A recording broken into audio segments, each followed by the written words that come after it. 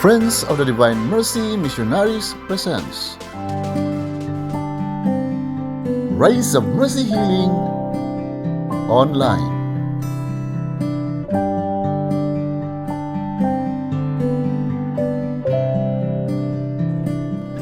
Friends, let's welcome, with all the love and mercy of the Lord, Kuya Rene.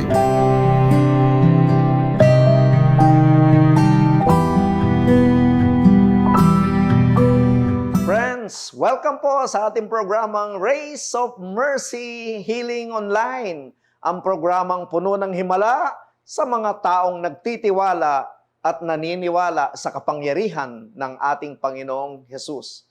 So my dear brothers and sisters in Christ, mga kapatid, sa pananampalataya, all over the world, Luzon, Visayas, Mindanao, of course, lahat ng ating mga kapatiran ay talaga namang pinapupuno ng pagpapala ng Panginoon dahil ito yung programang pinagkalob ng Diyos sa atin, ipinanganak, at ngayon ay magdadalawang taon na napakaraming pinagaling, napakaraming nakalaya, napakaraming mga answered prayer, napakaraming biniyayaan ng kagalingan ng ating Panginoon.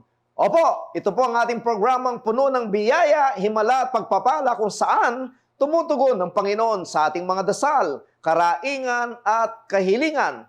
Huwag po nating kalilimutan, walang imposible sa Diyos. Ngayon po, mga kapatid, nais po nating i-share sa inyo ang mga nakatanggap ng mga biyaya sa ating Panginoon. Napakarami po sa iba't ibang mga chapter, napakarami po naming mga sharing sa mga prayer meeting, ay talaga naman pong punong-puno ng pagpapala ang ating biyaya mula sa Panginoon at ang ating ministry.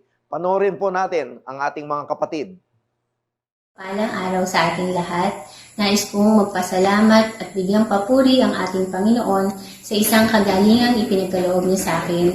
And to tell you, 2 weeks ago, I was suffering from a severe migraine. Sobrang sakit ng ulo ko. Meron akong TMJ. I wasn't able to sleep because of the pain. And at the same time, yung mga meds, hindi na siya tumatalab sa akin. Andun yung struggle, andun yung discomfort, nandun din yung disappointment, yung helplessness. Nandun ako sa point na pag nakikita ko yung hagdan, it's as if I wanted to jump just because to ease the pain because my whole head has been aching. It's as if yung ears ko may naririnig, my eyes, it's as if bulging. So talagang andun talaga yung severe pain niya. And ang hirap-hirap nung pakiramdam kasi sensitive din yung naging mata ko sa liwanag. Talagang gusto ko total darkness lang. And every time I stand up and step out, merong nagkukuryente sa head ko. So that's how painful it was. I really cannot describe yung pain kasi sobrang hindi ko maintindihan kung paano ko siya ilalarawan. Pero andun yung gusto mo nang mag-iba. At in the middle of the night, pang alam mong paggagabi na, I hardly cry every day kasi talagang andun yung discomfort. Makakatulog ka, anak, pero maya-maya magigising ka ulit kasi andun pa rin yung pain. Andun yung hindi ka rin makapagdasal. I cannot even read the Bible kasi yung eyes ko nagluluha. So, ganun yung naging struggle ko. Sobrang sakit lahat, parang lahat ng senses ko sobrang sensitive. Kahit madilim na yung blinds namin, I wanted to have it covered kasi gusto ko sobrang dim. Wala talaga akong makikita dapat na liwanag. Tapos yung mata ko is sobrang nang nagluluha. And lo and behold, just last week, I received the healing mercy of God. I was so happy that I was able to hear Mass kahit yung pang morning na Mass pero na nakapag-Mass ako hapon na. So I was so relieved at that time and I just would like to thank the Lord and I praise and thank God dahil hindi ko na-expect that I would be able to go back again to my senses. So just recently, 2 days ago, I was able to report from work already. Thank you, Lord, for your mercy. Thank you for your forgiveness and I owe you so much and I really want to share this to all those who are suffering. I also offer this suffering in the foot of Jesus. Sabi ko, alam ko naman na tong suffering na to, wala siya compared dun sa thorns na nandun sa head niya. Parang kino-compare ko na lang din dun yung pain kasi alam kong yung pain na nararamdaman ko, hindi yun enough para dun sa pain na at sufferings na dinaanan ni Lord for us dahil tayo isang makasalanan. Thank the Lord. Most of all, I thank also my family for the love and care and the patience and my friends, of course.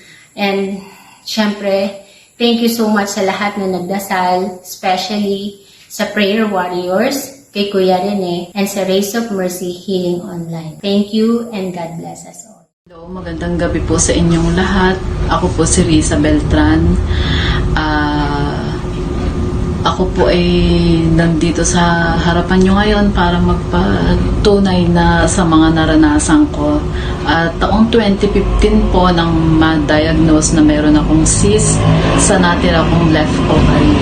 Pero hindi ko po yun ipina-opera agad dahil nandun po ang takot. Isa pa po yung pinansyal. Ngayon, nagpatuloy po akong nasumpungan ko pong sumama sa Friends of the Divine Mercy at nagbabataas kami bawat bahay na sa bawat bottle po ng chaplet ay ipinapanalangin ko na bigyan ako ng kalakasan ng loob na mawala ang takot at nang maipaalis ko siya. Palagi ko rin pong hinihiling kay Divine Mercy na tulungan niya ako unang-una sa financial, kung basta po siya na ang bahala na mag-provide kung sa financial na kailangan ko, hanggang sa dumating po ang panahon na talagang nagkaroon na ako ng tapang, nagkaroon na rin ako ng tiwala talaga kay Lord, kay Divine Mercy. Naisipan ko na rin siyang ipaalis at nakaraos po ako. Ito pong October 19, 2021, natanggal na po siya dahil at isa na rin po siyang malaking bukol talaga. At nagpapasalamat po ako sa mga prayer warriors, sa Friends of the Divine Mercy, kay Kuya Rene, sa mga healing na dasal sa akin nila Sister Malin, Sister Tess. Nagpapasalamat ako dahil nakaraos ako ng maluwalhati at ang aking pinoproblemang gastos, pinuna ni Divine. Nagkautang po kami pero hindi ganun kalaki dahil yun ang hiling ko sa kanya. Kahit po kami magkautang, Lord, wag lang po yung malaki talaga. Dininig niya po yun nung oras na kami palabas na ng ospital. Kaya tuwan-tuwa po kami nung anak kong babae dahil konti lang po talaga ang binayaran namin. Konti lang din po ang naging utang namin. Kaya talaga pong dakila ni Divine Mercy talaga. Wala akong hiniling sa kanya na hindi niya ipinagkaloob. Hindi man agad-agad, pero talagang inunti-unti niya na ibinibigay sa akin. Kaya maraming salamat po talaga kay Divine Mercy. At nawa po ipatuloy tayong manalangin sa kanya. Huwag magsawang humiling kung ano man ang gustong hilingin at ipagkakaloob niya, hindi agad, pero ibibigay niya. Maraming salamat po sa inyong lahat, mga ka-sisters, Friends Warrior, at sa Friends of the Divine Mercy. Marami pong salamat. God bless po sa lahat. Maraming salamat mga kapatid, at tunay nga na tayo kapag nakakaranas ng papuri sa Diyos, sumaawit mula sa puso, ay talaga namang ramdam natin ang presensya ng Diyos, ang Espiritu ng Diyos, ang himala ng Diyos, ang init ng Kanyang Espiritu sa ating buhay. Patuloy po tayo na nawa sa ating pag-uusap-usap, sa ating pag-aaral, ay tuloy-tuloy ang ating karunungan na ilalagay ng Diyos sa ating kaisipan, sa ating puso, at ito'y magiging gawain natin. Ang ating pong pag-uusapan, be who God meant you to be, and you will set the world on fire. Yan po ay sinabi quotation ni Saint Catherine of Siena. So brothers and sisters in Christ, ano nga ba itong ibig sabihin? All created things in this world has its own purpose. Lahat ng bagay. Pag naglikha ang Diyos, hindi pwedeng maglikha siya ng masama, makasasama sa ating lahat. Talagang inilatag niya ang kanyang kabutihan, ang kanyang paghahari bilang Diyos, at kapag siya naglikha, ito ay banal. Yes, mga kapatid, banal na gawa na kung saan laging may magandang purpose. Sinasabi sa Revelation 4:11. Ano sinasabi diyan? Worthy are you, our Lord and God, to receive glory and honor and power. For you created all things by your will, they existed and were created. So mga kapatid, ano sinasabi riyan? Ang Panginoong Diyos ay karapat-dapat tumanggap ng kaluwalhatian, karangalan at kapangyarihan sapagkat siya ang naglalang ng lahat ng bagay at ayon sa kanyang kagustuhan. Sila'y magkakaroon ng buhay dahil sila'y nilikha ng Diyos. Ito ang gawa ng Panginoon. Napakarami pong mga hindi na nabibigyan, napapasalamatan, hindi na nakikita ng maraming tao. Hindi ko malaman, hindi naman bulag ang bawat isa. Ay kailangan makita natin ang lahat ng napakalawak na biyaya ng Diyos mula nung tayo'y nilagay pa lang sa sinapupunan ng ating mga magulang hanggang sa darating ang kanyang pagtawag sa atin sa kanyang kaluwalhatian. Sabi nga, dito sa atin, alam ko naintindihan natin lahat napakaraming mga trabaho na ginagawa, nililikha ang tao. May mga purpose. Like halimbawa, paggawa ng mga airplanes, paggawa ng mga cars, bicycles, fruit-bearing trees na ginawa naman ng Diyos. Abay talaga namang biyaya yan. Yung mga isda, mga plants, vegetables, mountains, seas, the sun and the moon and the stars, chairs, tables, spoon and forks, roads, buildings, bridges, lahat yan, notebooks, pens, cookwares, dresses, pants, watches, plus hundreds of thousands and more na maraming mga gawaang tao, pero yung gawa ng Diyos kakaiba. Bakit? Ang ginawa ng Diyos dito makikita natin na halo dyan sa mga binanggit ko. Alam niyo yung mga isda sa karagatan, para sa kabubuti ng tao. Yung mga vegetable, para sa kabubuti ng tao na nilikha ng Diyos. Mountains and seas, the sun and the moon.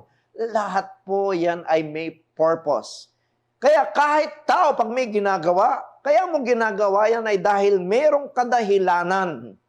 Kaya nga mga kapatid, dapat nating malaman ang lahat ng bagay na naririto na siyang nagiging kasama natin sa maghapon. Dapat alam natin kung bakit ito meron in existence sa ating pamumuhay bilang mga anak ng Diyos. Most of all the things na alam natin dito ay meron ding purpose. No? Yung upuan na ginawa ay para sa upuan. Yung mga mesa ay para sa kagamitan. Napakarami po niyan. Buksan lang natin ang mga mata kahit saan ka naroon ngayon. Lahat yan ay may purpose. Pero meron akong gustong tumbukin mga kapatid. How about the purpose of yung kinreate tayo ng Diyos about life? Bakit ba natin tayo naririto? For what?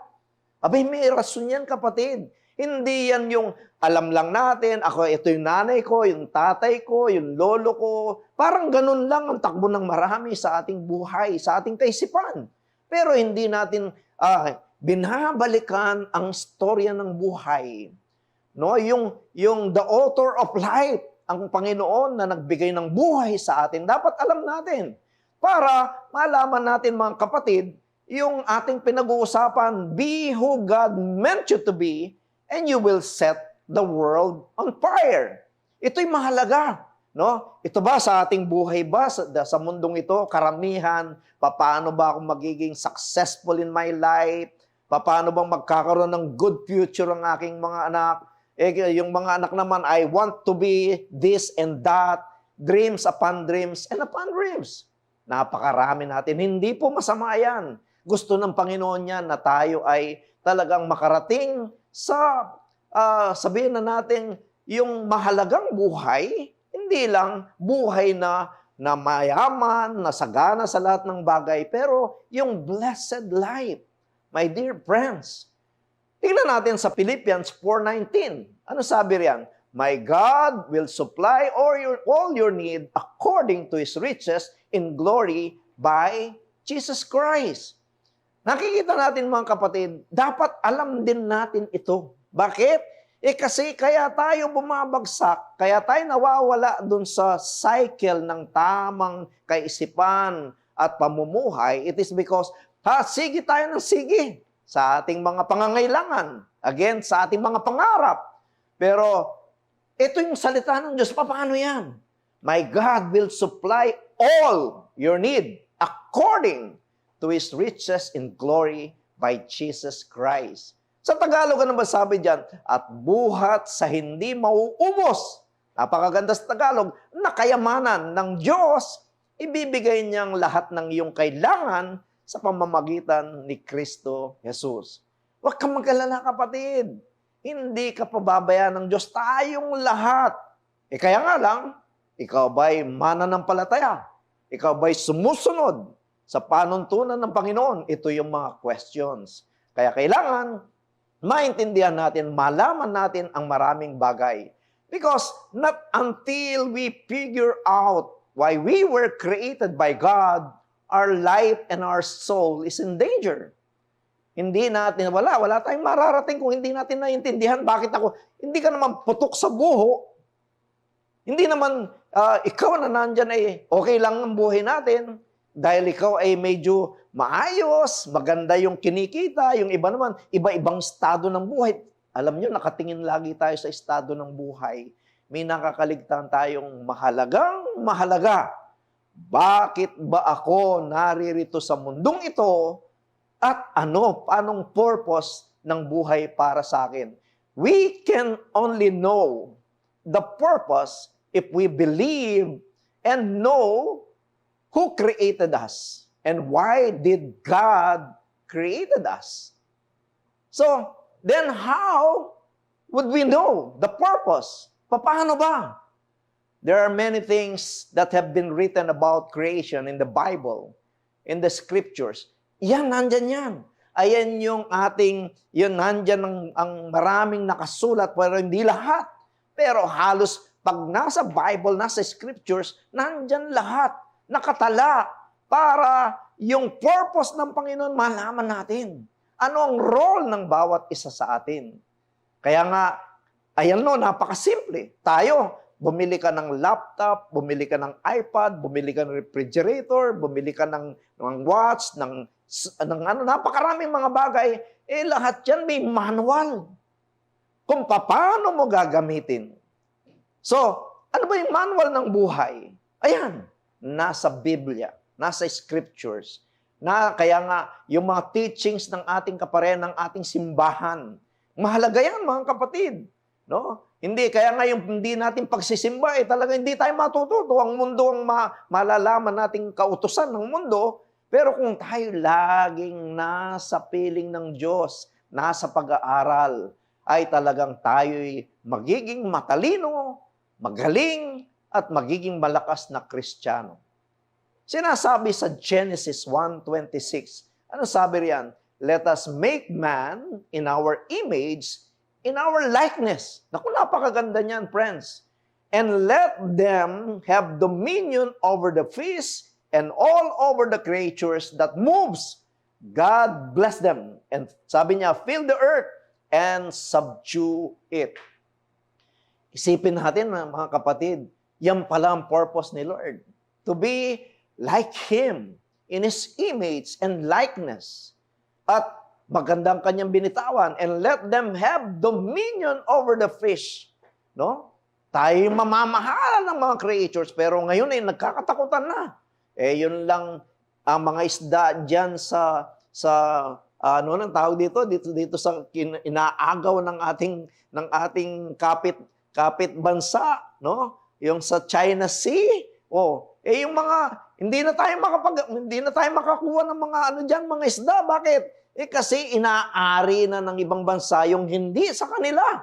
So paano yung dominion na sinasabi? Hindi nangyayari. Merong purpose. May nangyaring hindi maganda. May nangyayaring maaaring may mali sa napakaraming pagkakataon sa ating buhay. Yes, pag maraming mali, hindi magiging maayos ang maraming bagay. Gusto nating maging tama, punta tayo kay Lord. Maintindihan natin kung ano talaga ang purpose ng Panginoon sa bawat isa sa atin. At sinasabi diyan sa Ephesians 5:1-5, follow God's example, therefore, as dearly loved children, and walk in the way of love. Anong ibig sabihin niyan? Gusto ng Panginoon na maging pamilya tayo, no? Yun ang sinasabi kanina na we were created in His image and likeness. Para maging pamilya, kaya nga, our Father, tatay natin siya. Siyang ating gabay, siyang ating guide, siyang lahat sa atin. Alam nyo, minsan nakakaligtan natin na tayong mga tao, balikan natin yung mga parents dyan, no? O yung may pamangkin dyan, o kaya yung meron talagang mga close family ties. Di ba, pag mahal na mahal mo, makikita mo yung mga batang maliit, yung sanggol lang, yung maliliit na naglalakad, naggagabay, yung mga magulang tuwan-tuwa. Yung mahawak lang sa daliri ng kanyang tatay, tuwan-tuwa yung mga magulang.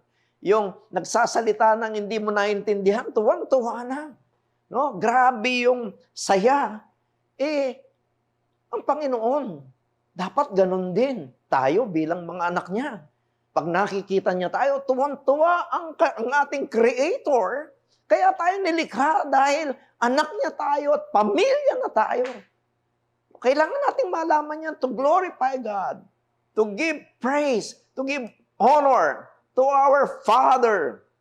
Hindi para wala na tayong ginawa, kundi humiling, magdasal ng mga pangangailangan, paggalingin. Okay lahat yun. Pero di ba, dapat maging masaya din tayo at mapasaya natin ang ating Panginoon na tayo nagbibigay ng kasiyahan bilang mga anak niya, na hindi dapat siya nagkamali. Although tayo mapakaraming pagkakamali sa ating pamumuhay, nandyan nga siya para i-correct, para itama tayo. No? Ang Panginoong Hesus ay pinadala rito para tayo, siya yung magiging guide natin, siya yung magiging liwanag natin pag tayo nasa darkness. Siya yung magiging karunungan natin pag wala na tayong karunungan. Siya yung answered prayer natin sa lahat ng ating mga katanungan. Iyan ang buhay. At magtutuloy-tuloy tayo, mga kapatid, sa ating paglalakbay sa mundong ito, papunta doon sa kaharian ng ating Ama. So hanggat hindi natin nagagawa ang plano sa buhay na gusto ng Diyos para sa atin, di pa rin nasusunod ang Diyos sa ating buhay. Ang masaklap, ang masakit, wala tayo sa tamang pamamaraan na gusto ng Panginoon. At pagkawala, pag ang ginagawa natin hindi ayon sa plano, sa purpose ng Diyos, hindi tayo magiging masaya. Not until such time na tayo nagdarasal, your will, Lord, i-lead mo ako, ano bang gusto mo, Lord, para ako'y mabuhay, naganap, at maging kasiyahan ko, nakasama ka sa mundong ito. Maaring ngayon, kapatid, magnilay tayo. Ano ba ang klase ang buhay natin ngayon? Ito ba'y nakaugnay ngayon sa plano? O maaring kahit tayo nasa paglilingkod? Hindi lahat ng nasa paglilingkod ay nasa maayon sa plano ng Diyos. Let us start accepting that we cannot do all things perfectly without God, without His purpose, without His plan. Kailangan nating malaman yan on how to become what God meant us to be, and let us set the world ablaze. And then, how can we set the world on fire? Ito po ang sagot. Una, Lamentations 3:40. Ang sinasabi diyan, let us examine our ways and test them. No? Tingnan natin ang bawat araw-araw ng ating mga gawain. Hindi lang dahil nagtatrabaho ka, dahil nagmamahal ka, dahil sinusuportahan mo, pamilya mo, ikaw ay mabuti. Alam natin to, palasak na. Mabuti naman ako. Hindi ko kailangan yan. Hindi, mga kapatid. Hindi lang ang buhay natin ay para sa sarili natin, para doon sa mga mahal natin sa buhay. Alam naman natin maraming nangangailangan. No? Kailangan maging mabuti tayong tao, maging mabuti tayong Kristiyano para sa iba, dahil pag ginawa natin yan, ang Panginoon ay nalulugod at malulugod sa bawat isa. Kapag ang mga gagawin natin ay gawa ng Diyos, narinig niyo ba yung mga kapatid? Yung gagawin natin ay magiging gawa ng Diyos. Nabubuhay tayo sa buhay ng Diyos. Mananagana tayo sa kabutihan dahil naghahari ang Diyos sa ating buhay. Lahat ng mga kahilingan milagro ay lagi tayong susuportahan, pero hindi lahat ng mga iniingi natin. Maging makatotohanan tayo. Dito sa Race of Mercy, hindi lahat ng ating inihingi ay sasabihin natin tayo ipagbibigay sa atin ng Panginoon. Meron siyang mga direksyon para sa atin. Laging mabuti ang gustong gawin ng Diyos para sa ating lahat. Ephesians 4:24. Ang sabi riyan, and clothe yourselves with the new self, created according to the likeness of God in true righteousness and holiness. At kayo'y mga bihis ng bagong pagkatao, nalilikhang kalarawan ng Diyos at naahayag sa matuwid at banal na pamumuhay. Wow! Ayan na! Papasok na tayo. Paano yung ating titulo na tinitingnan natin? Paano ba talaga na tayo'y talagang maging nag-aalab ang ating pamumuhay? Para bang hindi nakikita na napakaraming mga tao, naglalakad lang tayo dahil ang kapangyarihan ng Espiritu Santo ay nakabalot sa atin. Ang Diyos ay talagang maalala sa atin, hindi nakikita ng tao, pero ikaw ay balot na balot sa kapangyarihan ng Diyos. Bakit? Dahil, ayan, no, ang sabi niya, at kayo'y mga bis ng bagong pagkatao sa nilikhang kalarawan ng Diyos at nahayag sa matuwid at banal na pamumuhay. Friends, nakita natin na yan ang kanyang magandang plano. No? Maging kalarawan at maging banal ang pamumuhay. Matuwid. Psalm 51:6. Create a clean heart in me, O God, and renew a steadfast spirit within me. So, likhahan mo ako ng isang malinis na puso, O Diyos, at magbago ka ng isang matuwid na espiritu sa loob ko. Yan ang napakagandang pagnilayan natin, mga kapatid. Create a clean heart in me, O God, and renew a steadfast spirit within me. So mga kapatid, paano nga ba? Paano nga ba tayo'y magagamit ng Diyos sa napakaraming, alam naman natin, lahat ng kapangyarihan ng Diyos ay hindi pagkakait.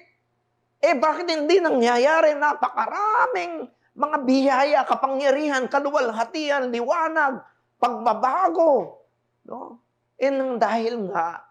Dahil hindi tayo namumuhay dun sa tamang pamumuhay na gusto ng Diyos sa ating lahat. Ito po, last week yata nabanggit ko to at madalas ninyong maririnig sa akin to. Dahil ito ang aking nakikita lagi sa aking pang-araw-araw na buhay na walang imposible sa Diyos. Walang imposible sa iyo at sa akin kung tutuusin. John 14:12. Whoever believes in me will do the works that I do, and greater works than this will he do. Yan ay akin talagang pinaka. No, sa aking paglilingkod, sa aking paglilingkod, yan ay laging nandyan sa aking isip at puso. Kaya kapag nag-iisip ako ng mga bagay-bagay o binibigyan ako ng kaisipan, karunungan ng Diyos, anong sinasabi ko lagi? No, hindi ko pwedeng sasabihin, hindi ko alam yan, Lord. Lagi kong sinasabi, kahit hindi alam kong ibibigay ng Diyos sa akin ang lahat ng karunungan at kalakasan, buhay, kapangyarihan. Laging ibibigay ng Diyos. Salita ng Diyos yan eh. Dito pumapasok ang napakalawak na himala ng buhay. Dito pumapasok ang kapangyarihan ng Diyos. Dito nagbubuhos ng biyaya ang Panginoon. Dahil yan ang kanyang pangako sa ating lahat. Ang sabi niya, katotohanan sinasabi ko sa inyo, ang sa akin ay sumasampalataya, ay gagawin din naman niya ang mga gawang aking ginagawa.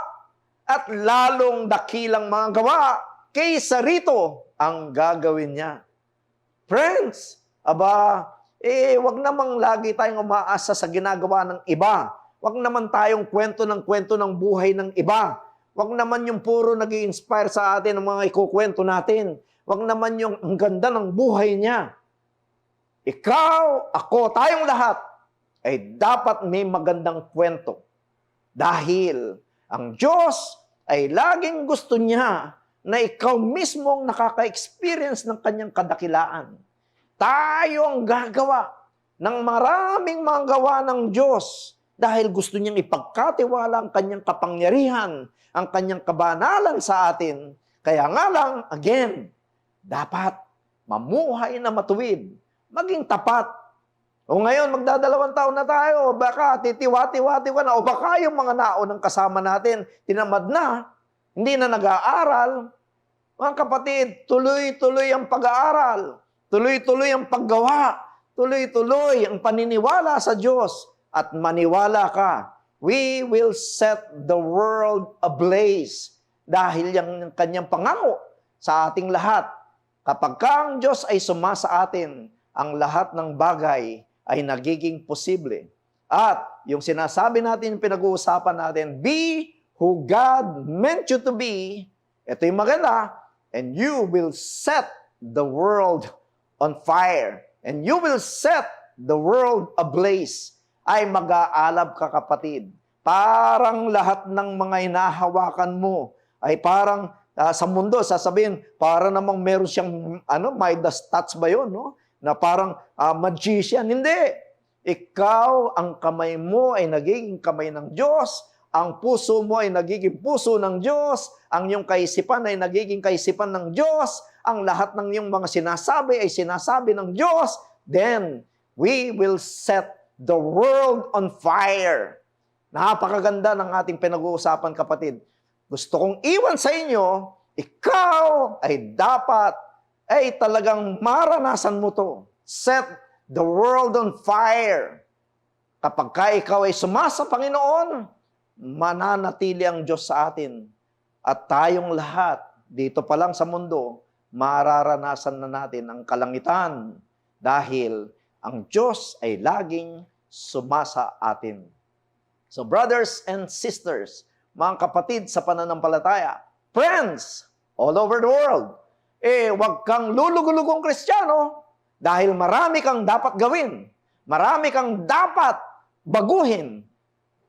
And let us return to God kung sakasakali mang wala tayo sa kanyang piling para maranasan natin ang biyaya at pagpapala ng Diyos. Mga himala na hindi kayang gawin ng kahit na sino paman. Pero patitikim niya sa atin, mararanasan natin ang kanyang mga yakap at ang kanyang kapangyarihan. Dumating na naman po tayo sa punto na kung saan, alam ko ikaw ay may mga dasal, may mga kahilingan. Kailangan po nating gumaling, kailangan po nating lumakas, kailangan po nating magbago ang kaisipan natin. Huwag tayong laging parang wala ng pag-asa. Lagi pong may pag-asa ang mga anak ng Diyos. Kaya, sa ating pagdulog sa Panginoon, yung ating mga prayers, alam naman ng Panginoon, hindi ka pa nagsasalita, alam na ng Diyos. But, of course, yung ating humility, yung ating paniniwala sa Diyos, kausapin mo siya. Buksan mo ang isip mo, buksan mo ang iyong puso.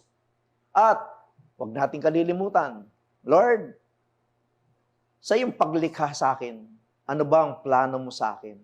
Nawa magawa ko ito sa tulong mo, sa presensya mo, at sa kapangyarihan mo. Huwag mo na akong pabayaan. Huwag mo na akong ilayo sa iyong presensya. Tayo po'y mananalangin. Tayo po ay muli dumulog sa ating makapangyarihang Ama. Ama na laging nagmamahal. Ama na laging nakikinig. Ama na laging nagpapatawad. Ama na laging may liwanag na dala sa kanyang mga anak na naliligaw ng landas. Manalangin po tayo at magtiwala sa ating Panginoon. O Diyos, sa mga makapangyarihan, lahat po ng mga prayers, mga prayer requests na aming tinatanggap, basbasan mo ito, Lord, patakan mo ng iyong banal na dugo at tubig. At pag nangyari ito, ang lahat ng mga himala ay mangyayari sa aming lahat. Kami kaawaan mo, mahal kong Diyos, sang-ayon sa iyong kagandahang loob. Mga kasalanan namin pawiin mo, ayon din sa iyong pag-ibig sa amin, O Diyos. Linisin mo sana ang aming karumihan at patawarin mo kami sa aming mga sala. Mga pagkakasala namin kinikilala, di nalilimutan, laging naaalala. Sa iyo lang kami, Lord, nagkasalang tunay at ang ginawa namin di mo kinalulugdan. Kaya may katwiran ka na ako'y hatulan, marapat na ako'y iyong parusahan. Ako'y masama, kami masama, nabuhat ng isilang marami na kaming kasalanan. Sa pagluwal pa lang namin ay may namana na kaming kasalanan, kahinaan. Nais po namin, Panginoon, na ang aming mga puso'y maging tapat. Puspusin mo kami ng karunungan mong wagas. Linisin mo kami at hugasan mo kami at kami puputi ng lubos-lubusan. Sa galakatwa, ako ay puspusin, kami ay puspusin. Butong ng hihinay muling palakasin, O Diyos. Ang kasalanan namin ay limutin. Lahat ng aming nagawang masamay, pawiin, O Diyos. Isang pusong tapat sa aki likhain, O Diyos, upang kami magliwanag dito sa mundong nagdidilim. Bigyan mo kami, O Diyos, ng iyong damdamin, bagong damdamin. Sa iyong harapay, huwag akong alisin at yung banal na espiritu'y paghariin mo. Ang aming galak, O Diyos, na dulot ng iyong pagliligtas, ibalik kami at kami gawing tapat. Kung magkagayon man, kaking tuturuan, sa iyo lumapit ang makasalanan. Ingatan mo kami, O Diyos, tagapagligtas ko at aking inihahayag ang pagliligtas mo. Tulungan mo kaming makapagsalita upang papurihan ka sa gitna ng madla. O Diyos, sa ngayon pa lang kami nagpapasalamat. Ipatong mo ang iyong mga kamay sa aming mga kapatid kung saan man yung mga may sakit, O Diyos. Pagalingin mo sa mga oras na to. Pag-alabin mo ang kanilang mga buhay. Hindi lang sila gagaling, O Lord, ang kanilang mga pangangailangan, ang kanilang mga dasal, O Lord God. Pakinggan mo, dinggin mo, at bigyan kami ng buhay na ganap at kasiyasiya. And let your rays of mercy, dear Jesus, again surround us, bless us, heal us, and Panginoon, gabayan mo ang bawat isa sa amin. Continue to guide us on our journey. Kasama ka papunta sa kalimitan. Every wound of the heart of Jesus, my blood and water flow. It becomes the ways of mercy, the fount of your healing grace. I want to praise you.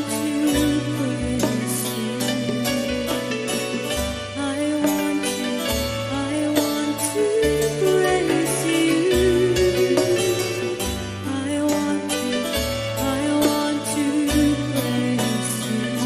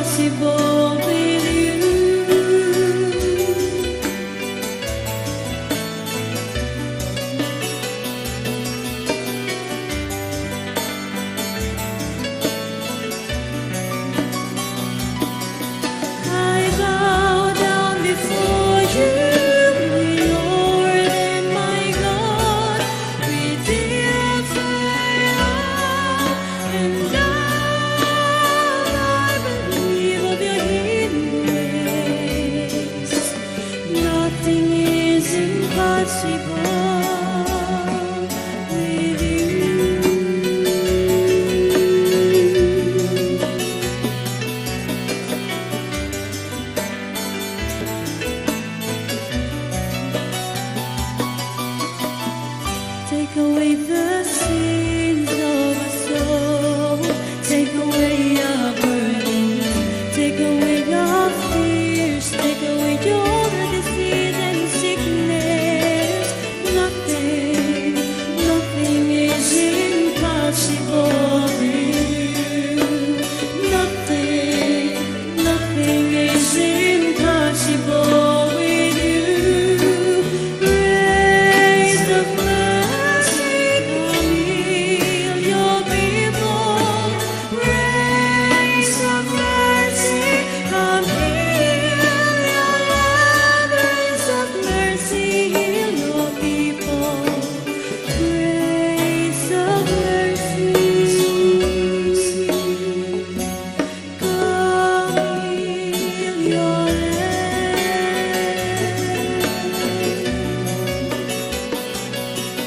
Ngayon pa lang, O Diyos, kami nagpapasalamat sa iyong kabutihan, sa iyong divine mercy.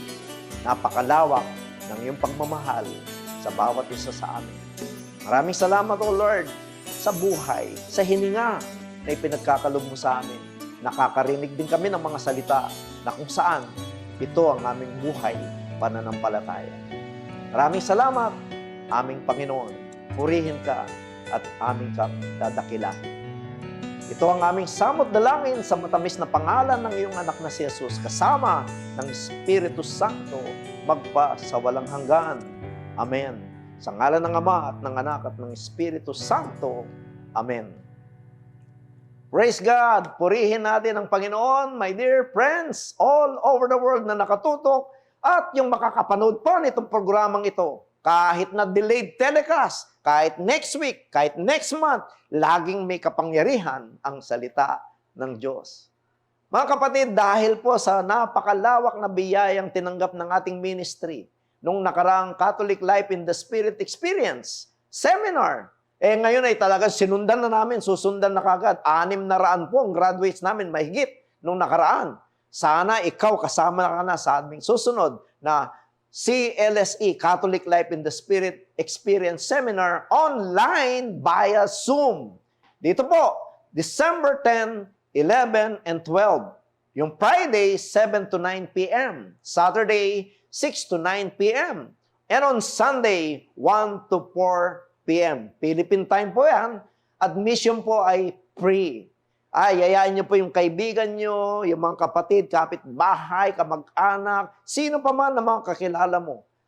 Talagang aabutin nitong online seminar na to. At alam niyo ba na napakaraming nagpasalamat sa ating ministry na nakadalo nung ating first Life in the Spirit experience. Sana naman, ikaw naman ang susunod at maranasan mo ang kapangyarihan ng Diyos. At dahil kapag kay binigay ng Diyos yan, ikaw din ay pwedeng bumuhay. Pwede ka rin maging liwanag ng mga nasa kadiliman. Dahil talagang tulong-tulong lang. Tayo magpapatuloy sa paglago ng ating ministry at maging kabahagi at maging witness ng ating Panginoong Hesukristo. Friends, once again, yan po, huwag niyong kalimutan. December 10, 11, and 12, isang banal na araw para sa lahat ng mga aaten. At yun nga pala, yung mga nag-seminar, yung nakaranas, hindi pwedeng hindi ka magyayaya. Kailangan mong kumilos. Kung ikaw ay nakaranas ng kapangyarihan ng Diyos at ipagkait mo yan, hindi yata maganda yun. Yayain mo na lahat ng mga kasama mo sa bahay. Lahat ng mga kaibigan mo. Sama-sama tayo. Sana abutin natin ng 1,500, 2,000. Bahala si Lord. Dahil ito po ay biyaya mula sa kalangitan at biyaya ng banal na Espiritu Santo. So friends, my dear brothers and sisters, muli, dumating na naman pa tayo. Hindi po katapusan o pagkuklose, kundi ang salita ng Diyos ay nagpapatuloy sa ating lahat at ang kanyang kapangyarihan ay nararanasan ng bawat isa sa atin at tayo ay nagiging liwanag dito sa sanlibutan. So friends, once again, huwag nating kalimutan, sa Diyos, walang imposible.